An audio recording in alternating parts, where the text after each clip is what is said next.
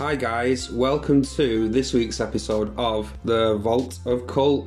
I'm your host Chris, and I have here with me Mark. You alright?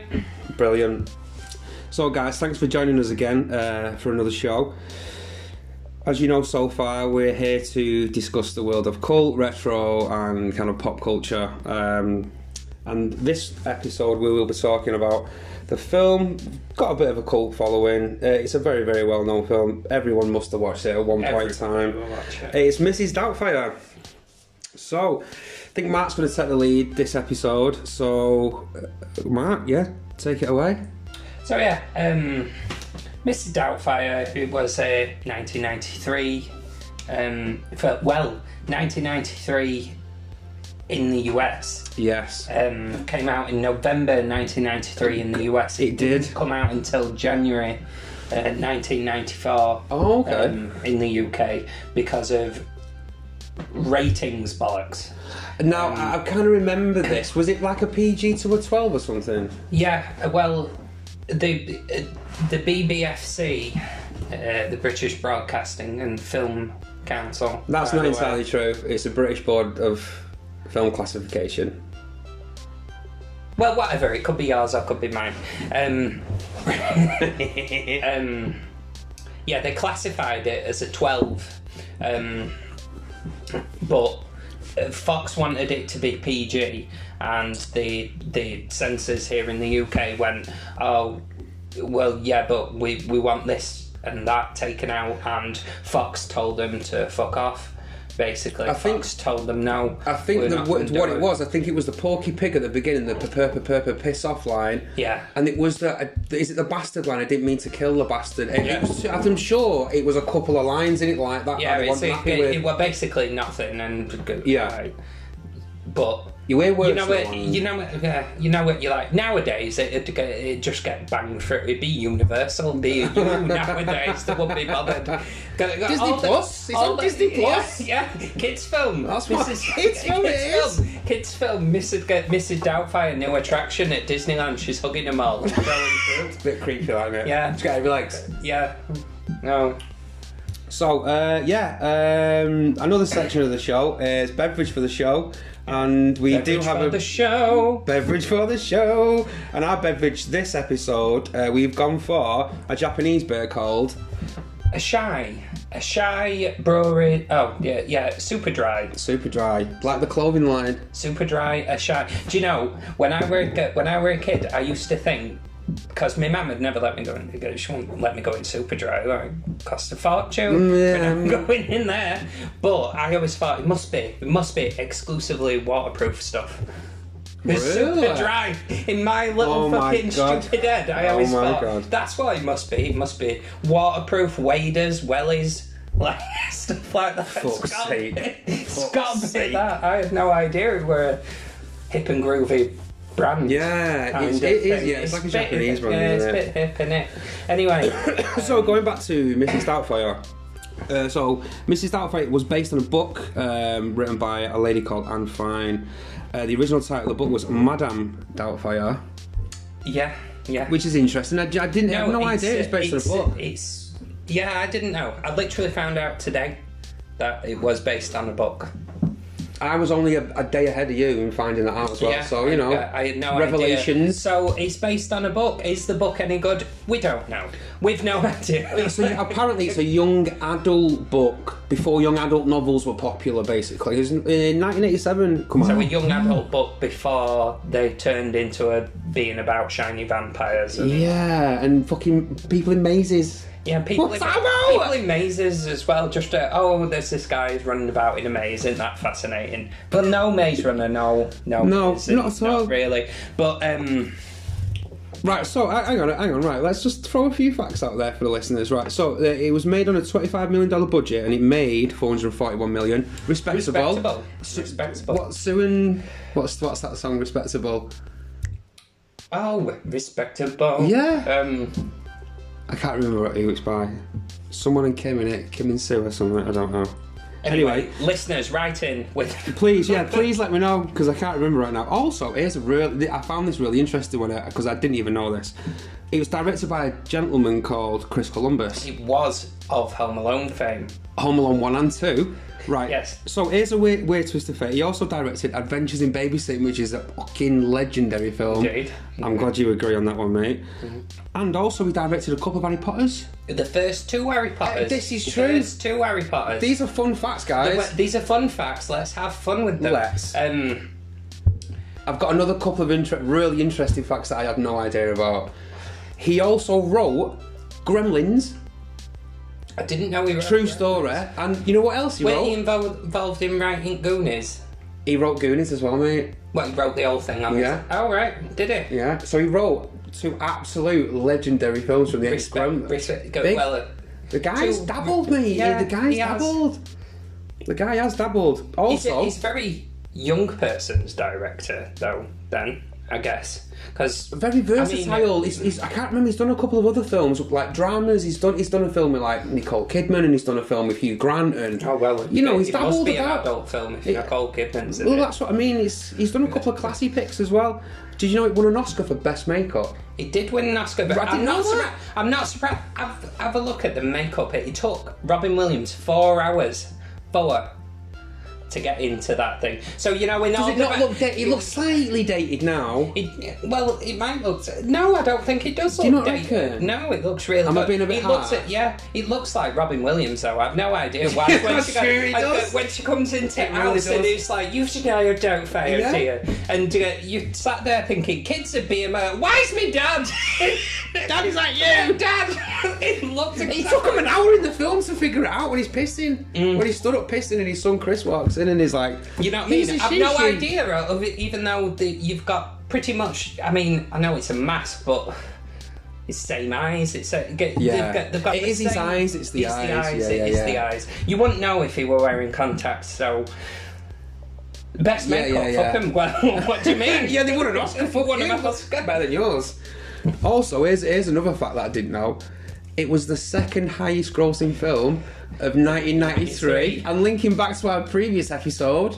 It was indeed Jurassic Park. That was the number 1 grossing film of 93. How mad's that? Exactly. We've got connections to previous and future shit here. Exactly. How mad's this? My picks for this podcast, I picked this one, by the way. This was my choice. Have so far been... Bang, highest grossing and the second highest grossing in 1 year. Apparently, I like that when I read that. Yeah, apparently 1993 was a good year for me. I was too young to know it, but later on in life, you come to appreciate it. Yeah, we like that. So yeah, Mrs. Doubtfire.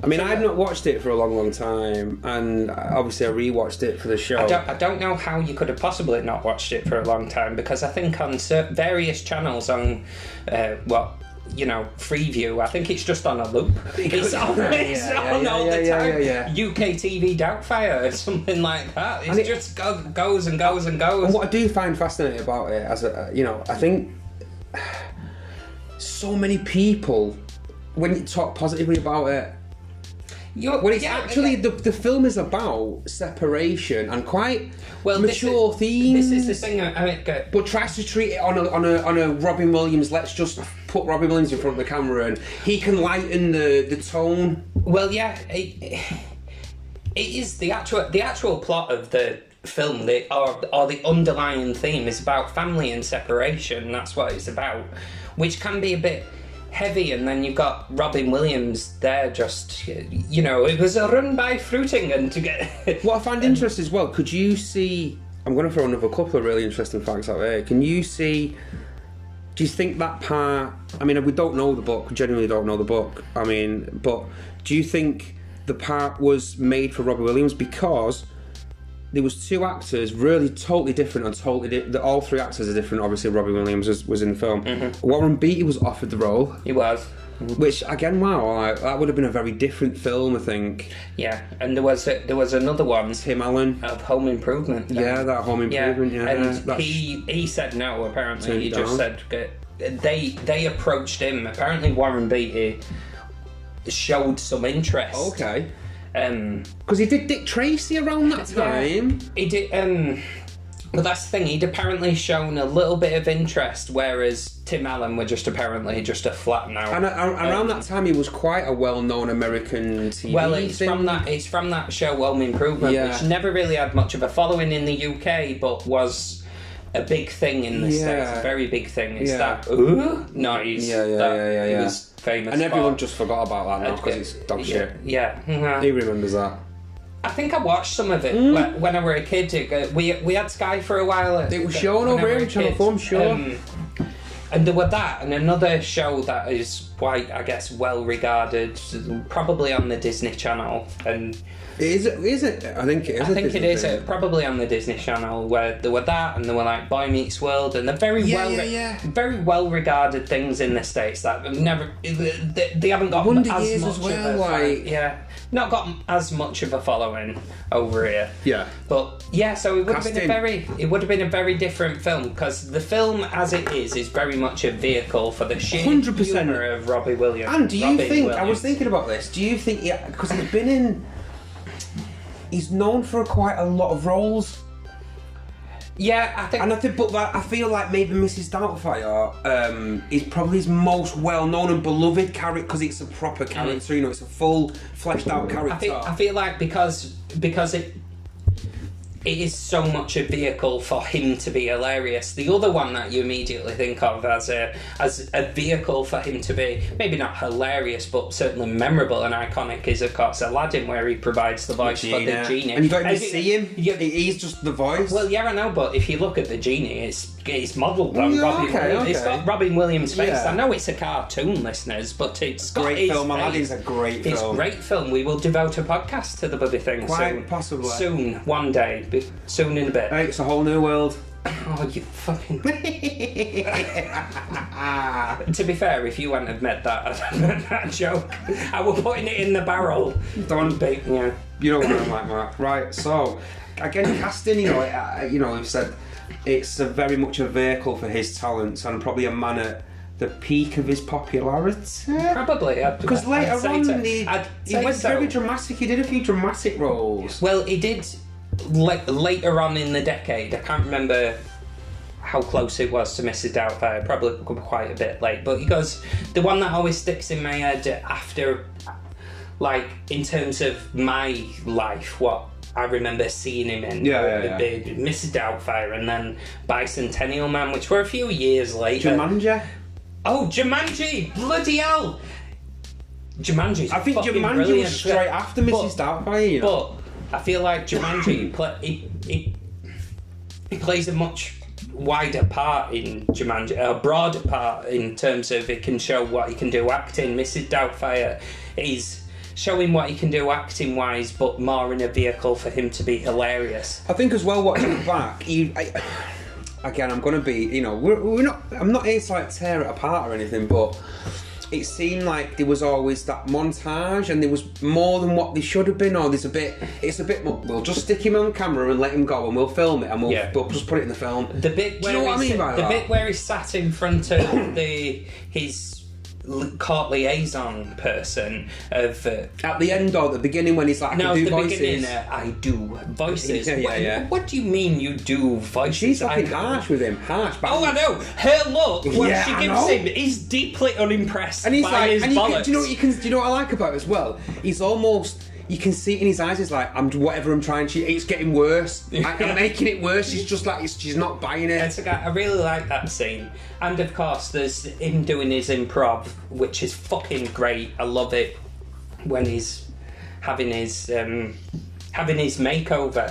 Good scene with his brother Frank. I love him when he's just that matchmaker, make me a match. Yeah, but they have like 3 or 4 different versions, and that's like the transformation and finding the character, they finding the physical. But why I like that scene, it's just almost like the messing about for a while. Yeah. I feel like the cast and crew there messing about, putting him in a little lady, what will Robin Williams do? Yeah, probably. Make him up as Barbara Streisand. I know, that's what I was about to say! He'll immediately break into that song from Funny Girl. Oh, brilliant that. When Yeah. she turned around, it's Barbara Streisand. I was like, Barbara Streisand. Bring around the Yeah. clouds, just sitting butter. Yeah, It's it's great, good. No, it's great little good. bit. It's a good scene, that. But yeah, it's there's two bits where it's just a montage of where you can sort of tell it's just put Robin Williams in front of camera. Well, there's a few. He'll isn't do there? something. Yeah, there's a few. There's the going chronologically. There's the one where he's getting closer to the family and he's integrating himself, and then it's like, dude looks like a lady. And... I feel like we should give them a brief overview of what the plot is. The plot of Mrs. Doubtfire is essentially there's an actor who clearly goes through various stages of employment and. No, so the setup of the film is basically it sets him up as a voice actor, and he quits his role because of some kind of there was a smoking scene and he didn't agree to the smoking scene being in the kids thing, and then obviously he comes home a bit down on his heels, like, oh, never mind, and he throws his son a massive birthday party where the house is madness and there's loads of kids jumping about, there's animals eating all the plants. He says to the kid, oh, we're going to throw a party for you or whatever, and he's kicked up, but my mum said no, and he goes, well, she's not going to be home for another 4 hours, and then proceeds to throw the most elaborate party for a 4-hour bang one and done. It's got the petting zoo. There's ponies in the middle of her house, and he's expecting her to not come back and be fucking fuming. Like what the fuck? And that proceeds to cause her to say, I want a divorce. Yeah, because you would imagine that she comes home to a lot of stuff where you wouldn't expect it. On the other hand, the character is clearly just like that. He's clearly been like that all his life. So to a certain extent, you do think to yourself, do you know what it is as well? I think I totally agree, because I think at the beginning, and you get the impression because they mention it, you know, they've been going through a bad patch where obviously her career's been progressing and he's kind of stagnated and he's quite happy and he's just like, well, I like my job and I've got my kids, and whereas she's kind of like worked her way up the corporate ladder in her company. That's the impression. And Sally Field. Really good actress. I've timed Sally Field. Well, you know, Smoking the Bandit, so you know, that's all you need to say in it. She's Smoking the Bandit. But yeah, so they get a divorce, and to get basically she gets sole custody of the kids. Yeah. Gets a bit messy. Yeah. And it's harsh on him, though. They're fucking harsh on him. He's in that court. They are harsh on him. They go, once a week, sir, and he's like, well, what the fuck have I done here? I mean, Mrs. has just had a disagreement and she didn't want to be with me. Yeah. But I thought it was harsh. Well, that's the sort of the underlying tone of the film of what will he do to still continue to see his kids. Evidently, he will make up a whole persona in order to see him. Now, a lot of people nowadays, they would say this film would not be made, and if it was, it wouldn't have been like it was, because realistically, if you think about it, it is a little bit, it's borderline mad what the person does.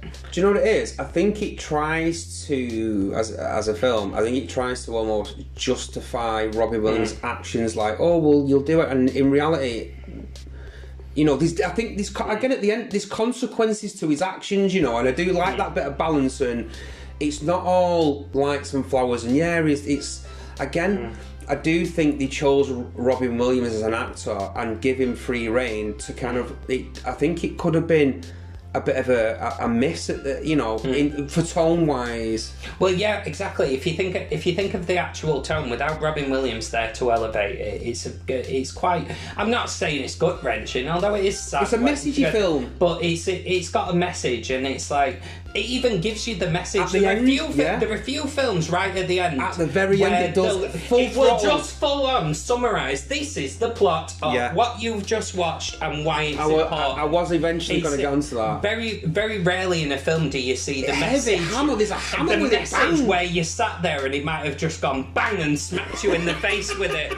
and knocked your little fucking 10-year-old ass away from the settee. Yeah. Because I'm glad that you agree on that. Yeah, I'm glad that you see it. It's very heavy-handed, plonk with the message. Literally, it's like the last 2 minutes of the film. I feel like we're getting ahead of ourselves because we've got to the whole of the the middle is always reinforcing that, but in a very light-hearted comedic way. Yeah. And so obviously she goes. Well, he first goes to his brother, who makes them up in the crazy montage scene that we've already discussed, and then he goes to meet the family, and he got that, and then I think it's the first kind of always having an accident here of being a woman when he burns his tits cooking the dinner when everything's going to Great shit. moment. Yeah, really good. Yeah. It's nice. It's a good little scene. I think. Maybe it was a bit harsh in the past to go. I'm not. It's one of them films that I'm not asked if I don't watch again. But watching it, I do appreciate Robin Williams, but. But here's the thing: so much it's good scenes, it's good bits in it. So much of the film is just Robin Williams being crazy. Like another bit where he's like, the dinosaur bit is good. Oh, it's not even that we're gonna say. The bit where she's ringing her up, not auditioning. That's the wrong word. Making inquiries. Yeah. That's before he decides what she looks like before he goes to his brother. Yeah. I am Job. Yeah. What woman? I am Job. Do you speak English? I am Job. Brilliant. And that. Yeah. Get back in her set. Don't make me get the hose. Hello. Funny, yeah. It's a great bit. That's another bit where they were just like, you need to be ringing up and come up with loads of different characters. Where that scene would not have happened if it were Tim Allen or Warren Beatty. It'd been a different sort of thing. Totally It'd be a different sort of thing. Totally there would have been a moment where they rang up for a job, but completely different. Yeah. It might have even just been a throwaway scene. It might have just been can I have the job? Yeah, come for interview. Bang. I think you've made a good point there about them. I think it could have been a film full of throwaway scenes and not that coherent. But that's it. That's the thing. The memorable part of Mrs. Doubtfire is not the plot, which is sad but basic. Yeah. Realistically, it's sad but basic. Parents get split up. He wants to carry on seeing his kids, dresses up as a woman to do so. Yeah. It's not the most cerebral thing. No. So much of it is just elevated by Robin Williams. Yeah, and he's the best part of the film. He's the best part of the film. The whole film revolves around him. Go on, sorry. Yeah, in a very distinct way, where it's not just character led, it's actor led, actor and character led. Yeah, totally. So yeah, while he's getting. Again, montage where he's getting involved with the family, and then obviously it gets to the scene where his son finds out that he's Mrs. Doubtfire, and he tries to keep it a secret. Him and Lydia is the other daughter, and then I can't remember. Then Natalie is the little girl. Here we go now. The kids. I was absolutely the fucking kids. I was waiting on getting to these kids, mate. Right. None of them can fucking act for the kick off. It's not right. This one girl, the eldest girl. Oh, she's in Independence Day. And she is in Independence Day. Get this. I didn't research that. I just know. Oh, bang! It's a good film. Independence Day actually is a really good film. Hint, hint for the future. Hint, it'll be there one day. But the kids. She's so sullen and so mardy, and she I'd be like, slap her! Yeah. Slap her! When Mrs. Doubtfire actually... When she first gets to know, she's like giving a tune. All the tune! You cheeky little mare! Cheeky little mare! I know. And then when she actually tells her off, now, and throws the fucking thing... How good of a shot is Mrs. Doubtfire? She throws two things bang! Straight in fish tank. On the back of Pierce Brosnan's head, bang! And, what a fucking shot! I just love it. I just love it. So, are we ready to begin our homework, or shall we continue on manual? But she does give her loads of chew, doesn't she? Yeah. The son's it's a good growth moment for the character. Because they have that outside. Right. It's a good growth moment for the character, for the simple fact you get the impression that as their father, in the guise of his actual person, he doesn't ever tell them off, he provides them no discipline. And that's probably one of the main reasons why she divorced him, because she's always been made out to be the bad guy, where he's just nice, fun dad. And he has, for a change, had to go, oh, no, I have to... And it's done comedically, but it's once more... I totally agree. It's once more reinforcing the main thing of the... Totally agree. The main theme of the film, which is family and how they work together in a unique fashion. I think it tries to weave in a very fluffy, very on the surface character progression in terms of, like you're saying, it gives the impression where his missus is very straight-laced. Miranda is very straight-laced. His character's called Daniel, and they've not been on the same level for a long time. And I think when he turns into Mrs. Doubtfire, like you're saying, he gets the discipline. He has to learn. He has to see the other side of himself through the eyes of the other people who would experience it. Because there's a scene where she sat around kitchen table having a cup of tea with his old missus. Her current employer. Is that when they talk about her husband that died and stuff? Yeah, and so it's funny because she makes up that stuff about her husband, again reinforcing what a good actor he is. Yeah. But she sort of has to confront. She tells him stuff, and he starts to think, "Oh, that's probably one of the reasons why we get divorced." And so how in his head he can begin to accept it, because he's actually heard her just genuinely explain it to someone she doesn't know is her actual husband. Plus, again, there's that juxtaposition there, isn't there, of, you know, he has to hide behind a mask to learn a lesson, and, you know, he feels like he can't be himself because that's not getting him what he wants, and he has to hide behind something. And yeah, do you know what I mean? Where I'm going with that as a theme in the film, I think it's very thin. It's very thin It's very thin, but it doesn't need to be any more deep than that. No, anyway, the kids. The kids. So yeah, eldest girl Lydia, I think she's called. She's got the name of a little fucking moody cow as well. It is Lydia. Lydia. The kid. Lydia, Chris, and Natalie. Yeah, Chris, played by an actor I do not know, no idea. I'm sure I've seen him in a couple of things, but I'm sure he has. I can't think. He don't seem ass. He don't seem bothered in there. No. And then the little kid, the kid from Matilda, Mara Wilson. Williams. Oh, Wilson? Mara Wilson. Mara Wilson. I hate her in this film. Oh, she's my the most God. annoying kid. Oh. Please, Mrs. Doubtfire. I can't remember, but has she got a lisp and everything? I don't know, but I'm just shaking my head because I just say, please, Mr. Doubtfire, why have you got a lisp? Why are you talking like that? I'm sure you don't in Matilda, and if you do, I haven't noticed. No, and I know it's a bit older and she's putting on the little girl voice, because it is a little girl, but meh. Couldn't we have just... the film would have been fine with two older kids. Do you know what it is? They've had two older kids. She's the soft bit of the heart in the film.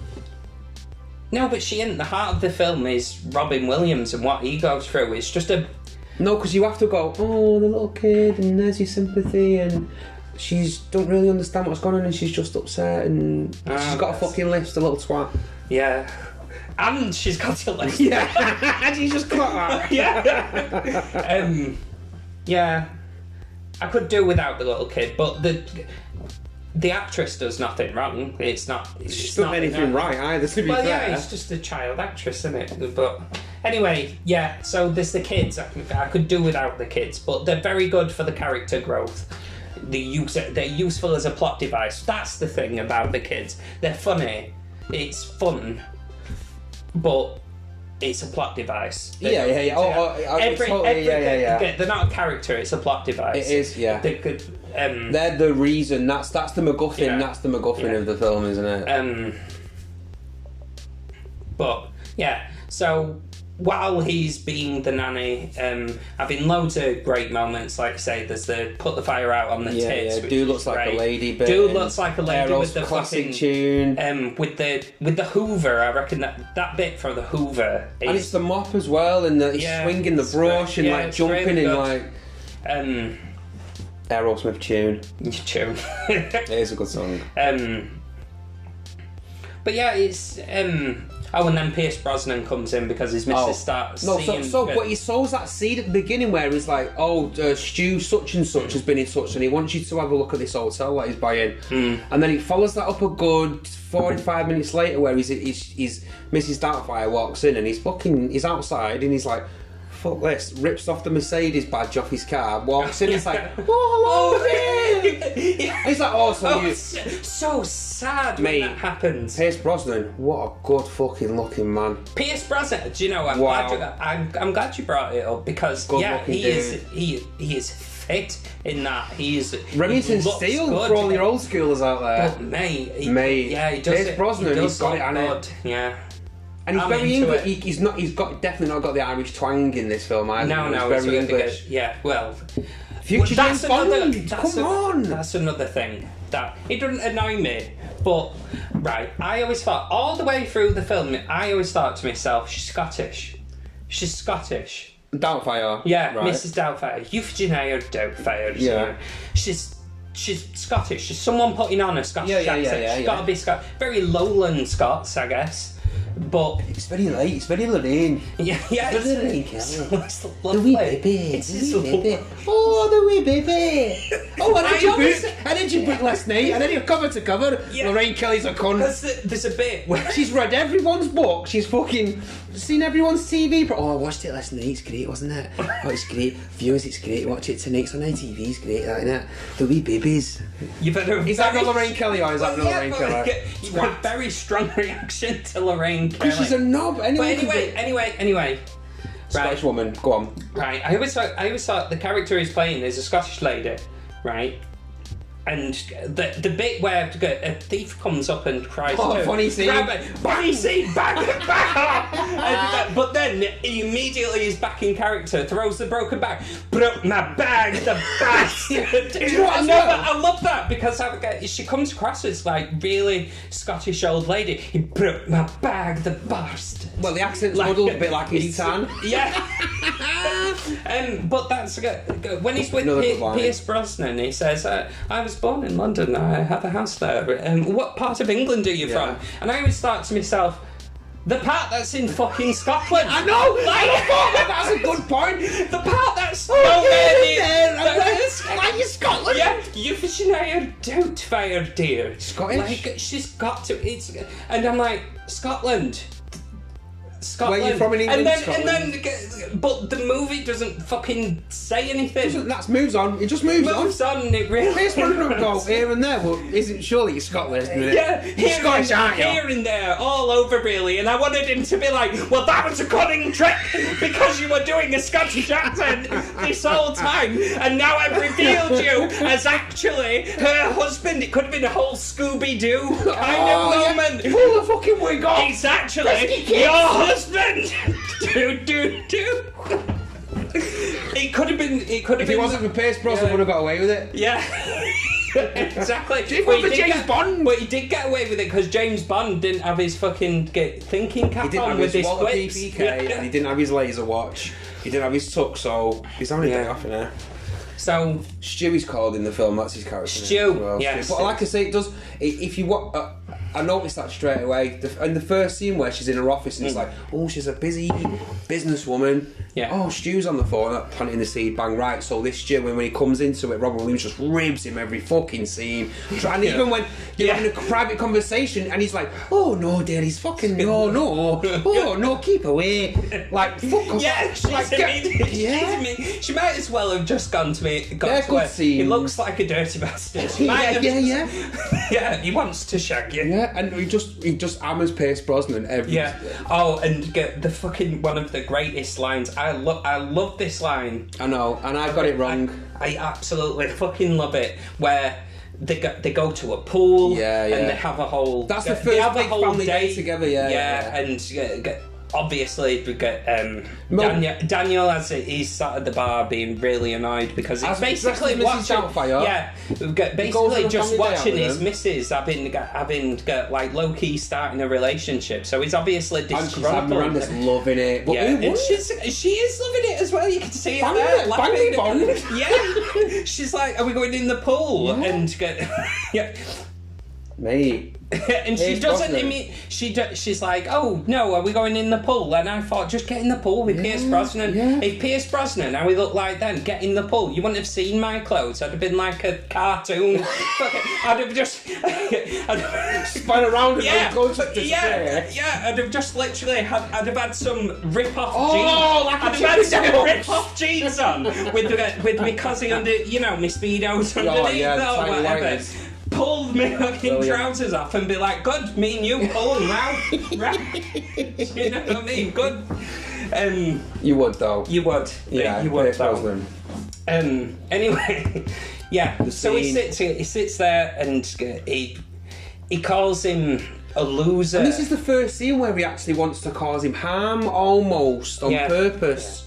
He calls him a loser in a conversation he's having with the barman. He's like, and stuff. Yeah, and so he grabs a piece of fruit and lobs it square at his head. Bang. Another one straight up the centre of his head. What a shot Mrs.Doubtfire is! What a shot! The arm on that. Anyway, she's just there going, "Oh, sir, I saw it. Some angry member of the kitchen staff. Did you not tip them? Oh, it was a run-by fruiting." It is brilliant. I used to, from being a child to now, run-by fruiting. Yeah. I've always thought as well, like I said to you, it was a run-by fruiting. I genuinely, as we was discussing what kind of films we want to discuss on the show, I did say I always thought for some reason it was a drive-by fruiting. I immediately said, and I thought, they're in a family's he's pool. talking shit, Mark. I know my shit. And bang, I watched it again. I was like, oh, Mark's right. It is a run because how could they drive by in the middle of a fucking hotel pool? Well, you're not going to run near a pool. You might slip and die. I feel like no running signs. Yeah, but they do over here because with fucking health and safety mad. But I bet you they don't. Well, no one's driving a car around a pool unless you're in from the fucking who. Yeah, exactly. Who's driving a car around a pool? Especially Keith Moon. He told the cunt in it. But yes, it is. It's a run-by fruiting. It is. And it used to crack me up. It cracked me up when I were a kid because it's a clever little play on words. Drive-by shooting and run-by fruiting. You were right and I were wrong. I admit. It just used to crack me up when I were a little kid, and it still makes me chuckle now, even though it's a good line. It's a run-by fruiting. Oh, brilliant. I love it. And again, he's improv. I think he must have improv. But that's another thing. Every single iconic moment of this film is just Robin Williams being hilarious. Yeah. We've said that a few times on it, but it's true. I mean, it's not the actual plot. That's the close angle that it hangs off because. The plot is not central. Yeah. It is very much a vehicle for Robin Williams. But I'm here to tell you, good listeners, that that's okay. You don't have to have a strong plot to be iconic and great. Not at all. You just need something special, and he obviously he was the ingredient that made it shine. Yeah. And obviously at the end they have their scene in the restaurant where basically they've got to. Well, no, even before that, the build up to the restaurant scene, he meets while he gets a job like moving these film canisters, as like shipping these film canisters, and he just happens to be like the guy who runs the studio and runs the show. He just happens to be moving some canisters about, and obviously he makes reference to the guy. He's like, which I thought was pretty funny, the dinosaur scene, and he's like, the T-Rex, and you see him, he's almost like hesitant, and he's like super stiff, and he's like, oh, this guy, I used to watch him when I was a kid, and if I had the opportunity, I'd do this and I'd do that, and he doesn't realise he's talking to the head of the studio. So what happens is he offers him a conversation and says, oh, I want to listen to some of your ideas. So he's like, yeah, we'll arrange something. So skip a good 10-15 minutes, and this Stu, aka Pierce Brosnan, a beautiful man at the time, still quite. I love how you're the one who keeps pointing it out to me. He is. I know, and I can appreciate a handsome man because I'm one myself. Okay, we'll leave that one hanging there, listeners, shall we? But again, he has this conversation with his head of the studio, but the guy says, right, meet me here on this day, and then by happenstance, this Stu, Pierce Brosnan, handsome man, probably trademark most handsome man in the world at the time. I'm just going to keep going with it. Wants to take him to this dead posh restaurant with the kids as a family, and Mrs. Doubtfire has been invited along. So here's your dilemma: I've got to meet me new prospective employer who's going to give me a decent shot at this that could make something of myself. But yeah, I've got to attend the same venue dressed as Mrs. Doubtfire. Yeah. So he's like, right, what can I do? So then, like a fucking dickhead, he's like, well, maybe you can do both. So he rocks up with a family and Stu, aka Pierce Brosnan, beautiful man, as Mrs. Doubtfire. But at the same time as they arrive, the head of this studio exec who we're supposed to have a meeting with arrives, and he's like, shit, what we're going to do now? For me, I think this is where that restaurant scene is the best bit of the film for me. Where I think a lot of the bulk of the best scenes, because he gets exposed, he gets an opportunity with this guy, you know, everything's coming together now. It comes together in a nice crescendo. It's never been my favourite bit of the film. I always think of it that the really? film. Yeah, it's really good. It's really I good, genuinely feel like that's where the film, like, it ties up everything, and it comes together because you've got all the characters involved in the story that are in the one place at the one time, and it does. It's a really good ending. I wasn't saying that I don't like it. I'm saying there were other bits before it that I really, really like, and I always thought that were just a really nice way of rounding it off. I never really thought of it as my favourite bit, but it's rounded off really well. Well, the bit is like, help is on the way, dear. Yeah, help is on. But that line, and the way is what I have to say. When he tries to, well, he tries to kill him. He does. He tries to kill him. Well, Daniel tries to kill Stu, aka Pierce Brosnan.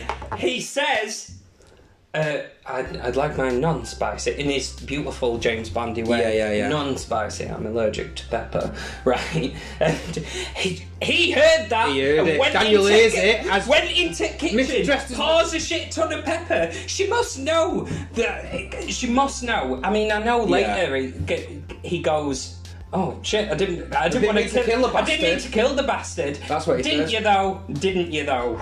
How could you not have known? How could you not have known? Kill! Handsome bastard. Kill! Beautiful. Yeah! Beautiful man! I hate you! You're banging me wife! But it knocks it over. So sad when that happens. Yeah. You know...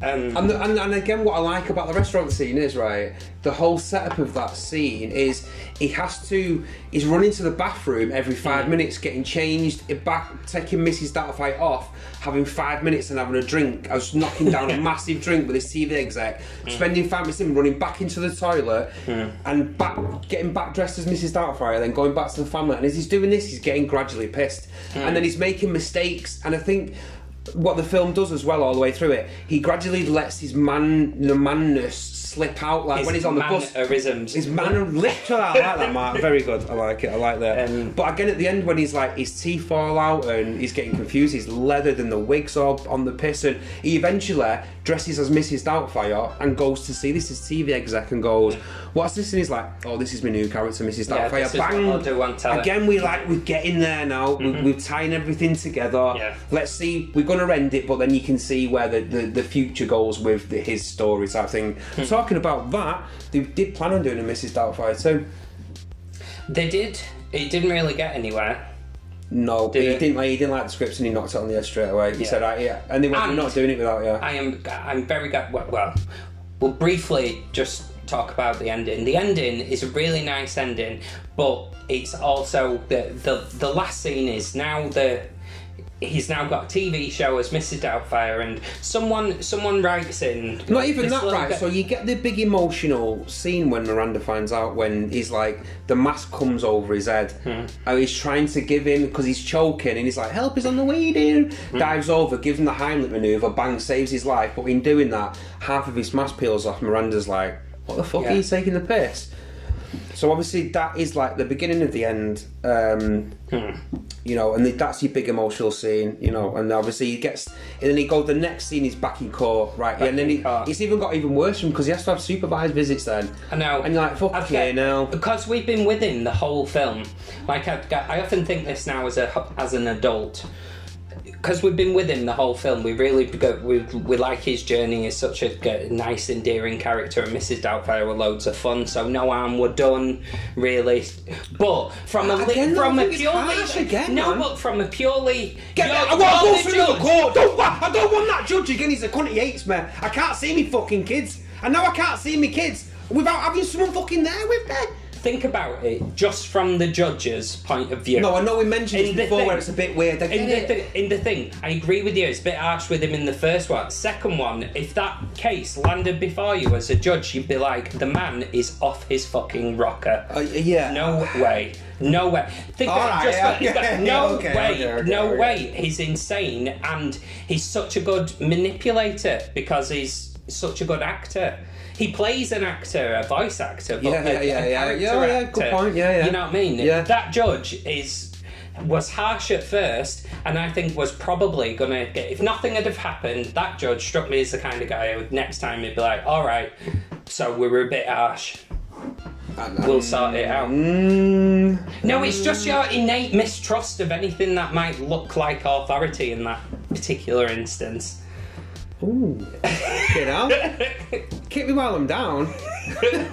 No, but again, I just, even in the first instance when it all kicks off and he's end up in court and she's like, no. But do you know what really annoyed me, right? So obviously he goes to court and then he gives this big emotional speech saying, you know, I love my kids and it feels like it's aired in my air, and I get that, mate. I get that. And then after that scene, it's trying to find a new nanny, and that nanny that comes round the gaff and she's like, so I don't read, I don't cook, and I don't clean, and I don't do anything, so I don't look after kids. I don't look after kids. Yeah, I don't look after kids.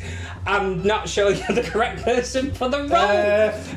Why exactly, madam, did you inquire over this job? Because literally the whole of the conversation were just simply... Right, so as I was saying to you, like before we recorded the show, right? This is my. I'm going to give my opinion, and it's going to be. This is my true thought about the film. When they're all talking and they're talking about, oh well, we've got this interview, we've got a nanny coming here for an interview, and they hear Mrs. Doubtfire's voice, so they all run into the living room with the TV and they go, fucking hell, Mrs. Doubtfire is on the TV. Obviously, everything works out with this TV exec, and he's got a TV show and that, and he's on TV, and he's like, oh well, I can be with my kids every day then because they can see me every day. And they have and she goes to visit him on the set, and they have a talk. Do you know what annoys me? Right, Miranda's a cunt.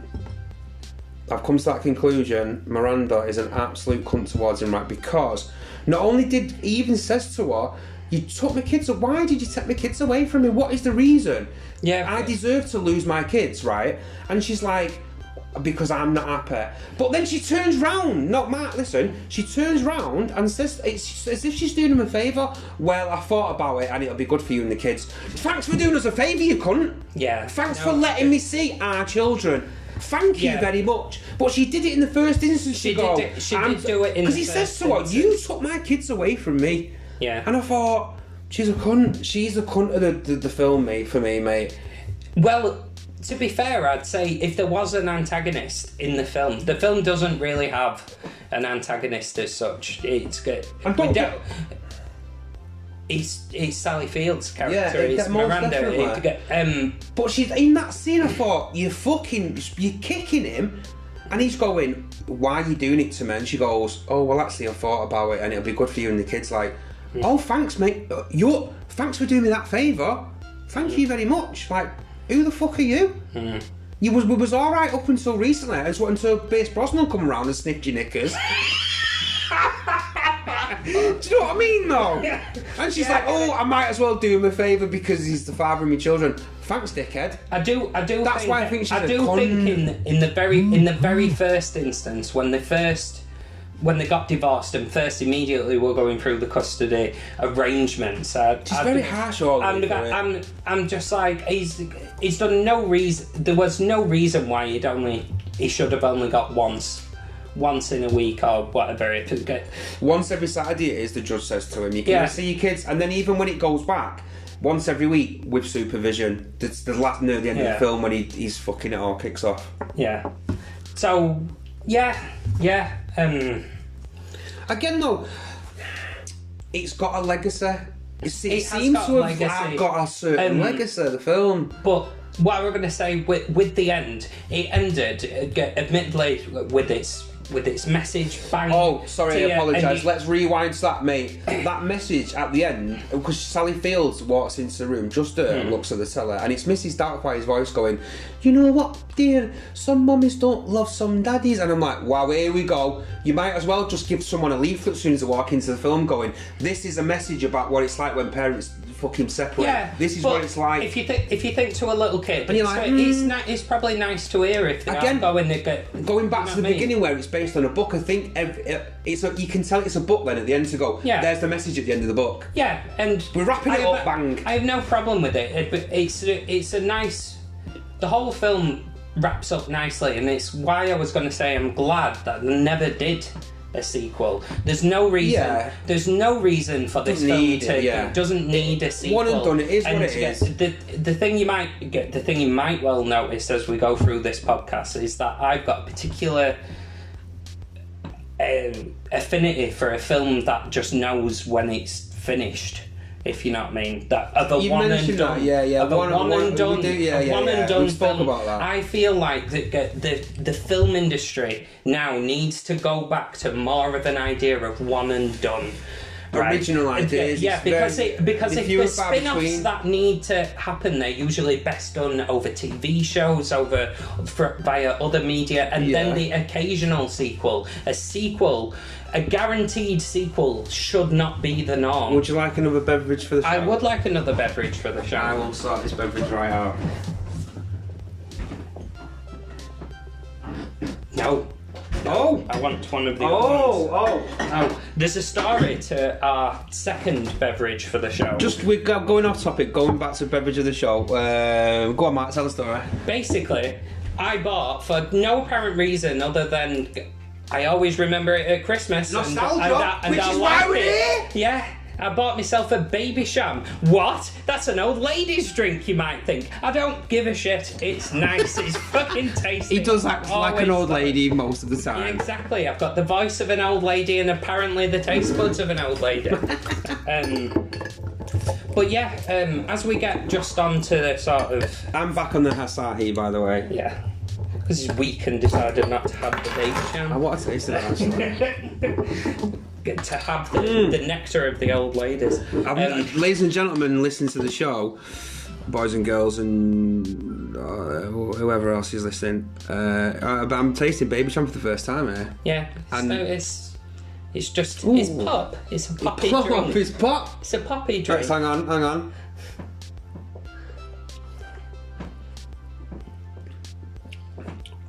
Oh, it's very. Meh, it's very inoffensive, isn't it? It's very inoffensive, and that's why old ladies like it, but that's why I like it as well. What could you mix it with? Do you have it as a mixer? Well, when I were a kid, whenever I got pulled with any older person, I always think to myself, someone asking for a brandy and Baby Sham, and it always makes me laugh because it's like you mix it. Yeah, it's nice, but it's also you're just mixing booze with booze, aren't you? What percent is it? It's not very much. Like it's nothing. 6%. Fuck off. Well, yeah. It's more than me beer. Well, exactly, and then you've just got a brandy. I'm just mixing booze with booze. It's all these old ladies. Smashed. I'll have a brandy and Baby Sham, love. And it's like, no wonder she needs to go home early because she'd be staggering all night if she's just she's laughing, no one knows. With her 90-year-old kidneys, kidneys going, I can't process this. That's why they need to go home because they'd smash it. Oh yeah, I like that. And they'd die. Good. Yeah. Any road. So the film legacy, anyway, like again, it seems to have it seems to be still a film that's beloved, and I can see why. I feel like if you were born any time between... I'm 83. Yeah, exactly. You would have been a bit older. I was born in 89. Right. Yeah. So to me, I would have been basically a babby, like 4 or something like that when 10. this come out. Exactly. 10. Exactly. I was 10 this year. But I feel 10. like a lot of people, maybe from your age group to maybe about were born in the late 90s, they'll have watched this film as quite a young person while still being relatively relevant. Yeah. And where it's just like it's remembered in our brains not so much because it's a great film, because it isn't. It's not remembered for having a great intuitive plot. It doesn't. It's just remembered as a really fun film where Robin Williams gets into your head, gives you a few funny little moments where they'll pop into your head as an adult and just think to yourself, there was a run by fruiting and stuff I've just always remembered and broke my back, the bastard. I've always liked it. Again, it's Robin Williams being Robin Williams, and like you say, it's this. The line is the film is littered with really good one-liners. Again, Robin Williams in front of a camera. Go on, record, go. And again, I think what ruined it at the end for me is, like I say, Sally Field's character, Miranda, his wife, seems like as if she's doing him a favour, and I'm like, and again, the next scene is like, bang, message, and I'm like, all right, and so I get it that it's a book, and that's I get it. I think if I would give the verdict. If I were going to give a rating, I would give this film a solid 7 out of 10. Have good memories, really like it from when I were a kid. And I can see why people would go, "Oh, I'm not arsed," who never had a strong connection with it before. I can see why they'd be like, "Oh, I'm not arsed." I mean, for me, if I was to give it a verdict, I'd probably. I'd give it a 7 just because I didn't hate it. I don't hate it. I don't hate it, but I don't rate it. But I think 7 is. I think I'm giving it a 7 because Robin Williams is improv's good. Like I say, with the dinosaur, when he does the dinosaur rap scene, and when he's ripping into Pierce Brosnan, and again, I'd agree with you, mate. A 7 out of 10. A 7 out of 10. So on that note. So but as we wrap up, I think we should just maybe discuss some ideas of what we maybe could do going forward, like of a thing, because I had a thought of one thing maybe we could do. Go on. It's a film that has a lot of people like it and a lot of people enjoy it, but I find it fascinating not only because is it a fun animated film that a lot of people like and very quotable, but also I find it brilliant because it comes from such a cynical place. And that is Shrek. I think I'm going to leave my verdicts for the next episode. I'm going to leave you waiting and see what my view is like. I mean, I would like to do. I do think animated films will be reviewed on the show at some point in time. We've got some big ideas, and thanks guys for listening. We really appreciate the support. Yeah, very much so. Keep listening. Do the whole spreading of it. Spread it. Spread. Feedback Sorry, I again, made that guys. sound like an STD. Spread it. No, share it. Being the actual lingo. Yeah, please, guys. We really appreciate the support. Get it out there. Share it. And some feedback. I hope you've enjoyed it again. So I've been your host, Chris, and I'm Mark. So ta-ra. We'll see you down the road. Cheers, guys.